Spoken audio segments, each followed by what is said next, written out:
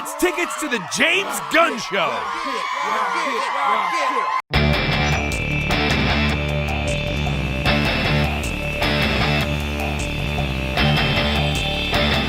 They hit, they miss, but the DCEU is back with The Suicide Squad. Not to be confused with the absolute dumpster fire that is Suicide Squad.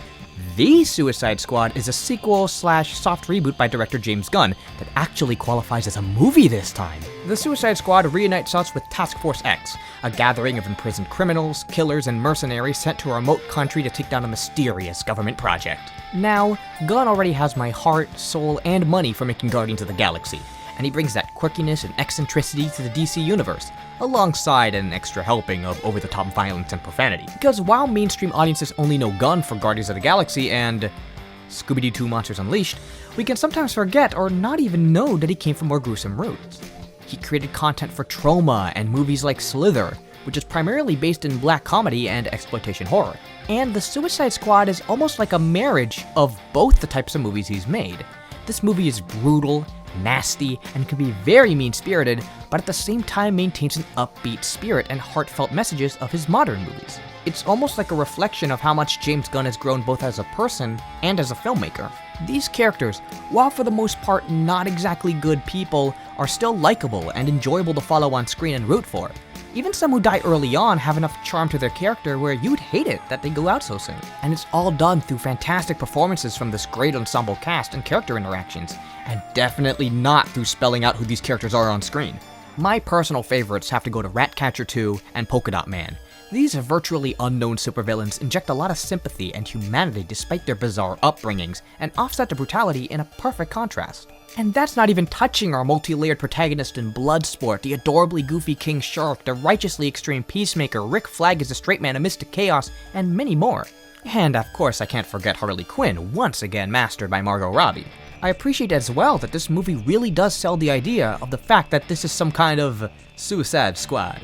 These villains are seen as disposable by the government and thus go on literal, well, suicide missions, where there's a 90% chance most of them will die. The fact that anyone can and will die raises the stakes, and also understands that there isn't exactly a good side in this circumstance.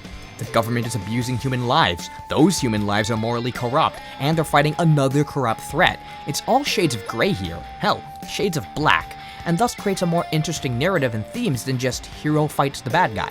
And the fact that this movie is rated R and thus doesn't have to hold back on anything and shows you the brutal realities of all three sides only amplifies what the movie is trying to say.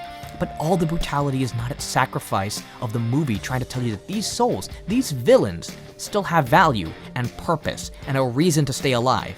There is a good side, a human side, to each of their stories as they learn to open up to one another and depend on each other. That no matter how muddy or gray or messed up the world can be, you are not alone. And that's the kind of stuff I see a James Gunn superhero movie for. And while Guardians I think did it better, the Suicide Squad is still no slouch in that department. This isn't to say James Gunn can't do no wrong though, there are some problems. One, the movie is not as funny as I think it could be. I certainly got some laughs, but not as much as I hoped it would be, at least from the dialogue. Most of the funniest moments came from how disgustingly brutal these deaths are. Like, they can make Mortal Kombat look PG by comparison. But that too is a bit of a lowball, because of course these over-the-top deaths would be so morbid you can't help but laugh. But I think there should have been a better balance with how wacky these characters are on and off the battlefield. Additionally, the timing of killing off the members could have been better. This is where I need to get into spoiler territory, so skip to this timestamp if you don't want to learn about how these guys go out. Still here? Good. So when I came into this movie, I hoped that we had a full, massive ensemble, and as the movie went on, characters periodically get picked off one by one as we get to know them. I didn't exactly get that. Rather, half the cast die in the first 10 minutes, and the hero deaths don't resume until the beginning of the third act. Till then, everyone is basically safe. Kinda kills the suspense and leaning on the edge of my seat potential this movie could have had for me. Because while it made for a hell of an opening, and I understand the thematic reason behind this choice, I don't know, it still left me kinda bitter. Despite these gripes though, the Suicide Squad is still a delightful experience, and yet another winning grade for the ever-improving DCEU. They may continue to fumble now and again, but their new dedication allowing for creative freedom, for better or for worse, allows these movies to stand out from the competition and provide unique experiences. And this this is definitely worth experiencing. So let's give old James Gunn a good... Savage! You're in for a rip-roaring, gut-wrenching, starfish-crushing good time. And you know what else is a good time? Subscribing. So make like a good soldier and give it a like and a sub if you enjoy this content. And I'll see you on the other side of the movie screen.